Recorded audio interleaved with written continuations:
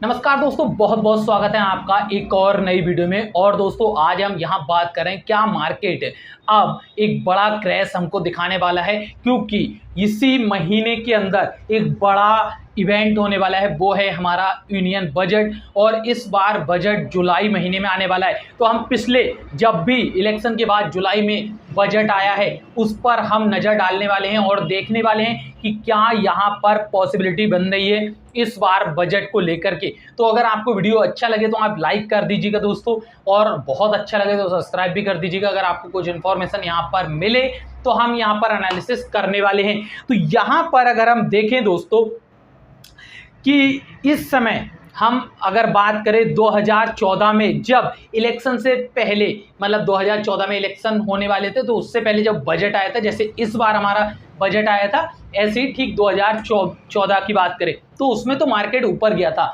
लेकिन जब बजट आया था जुलाई के अंदर, 10 जुलाई के लिए बजट आया था वहाँ पर, तो उसमें मार्केट डाउन गया था।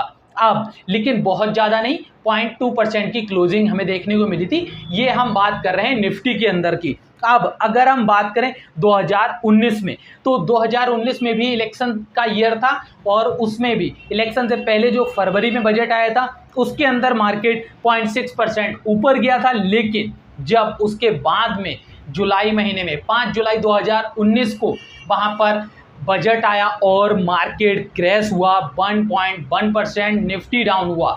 अब 2024 की बात करें तो इससे पहले जो अभी बजट आया उसमें भी मार्केट ऊपर गया है, लेकिन अभी जो बजट आने वाला है इसमें मार्केट क्रैश होने के चांसेस क्यों हैं, तो इसकी एक मेन वजह आपको पता होनी चाहिए। देखिए इस बार ट्रेडिंग को लेकर के भी कुछ यहाँ पर होने की संभावना हमें दिख रही है। दूसरा, सेबी भी कुछ नए रूल्स लेकर के आने वाला है।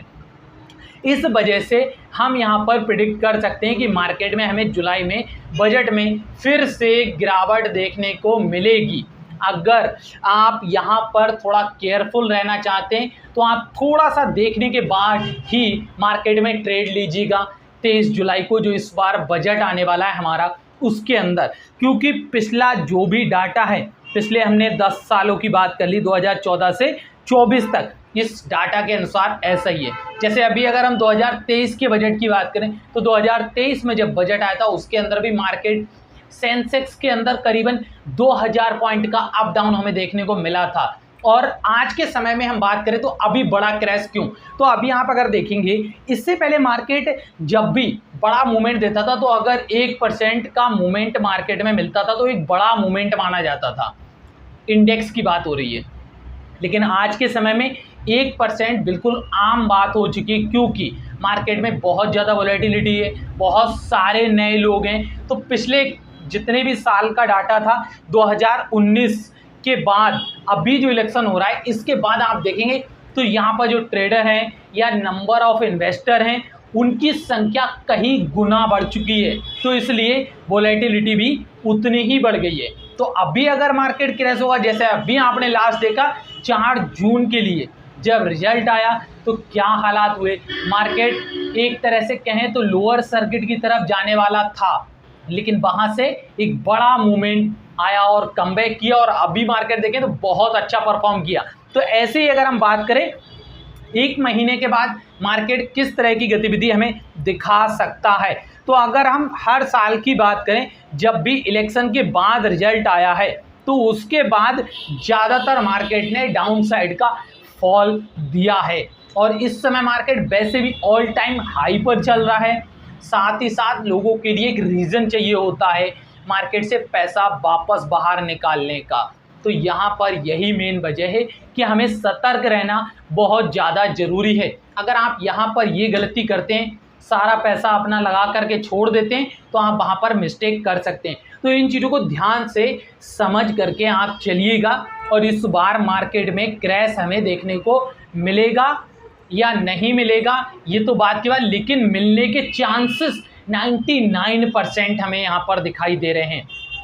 और हर साल का ये डाटा आपको बताई दिया 2014 से, जब भी जुलाई महीने में इलेक्शन के बाद जब बजट आता है तो किस तरह से मार्केट डाउन जाता है। और आज के समय में मार्केट का जो डाउन का लिमिट है या अप का लिमिट है वो लिमिट रहा ही नहीं।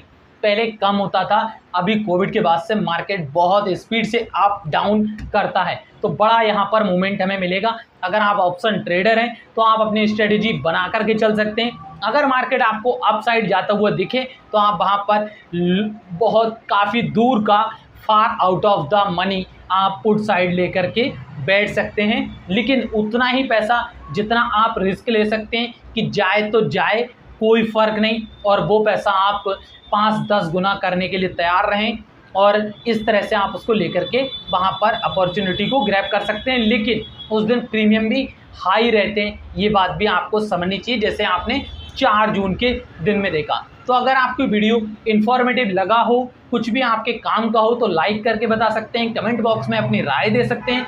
आप क्या स्ट्रेटेजी बनाने वाले हैं यहाँ पर बजट वाले दिन और किस तरह से आप यहाँ पर काम करने वाले हैं। तो नमस्कार दोस्तों।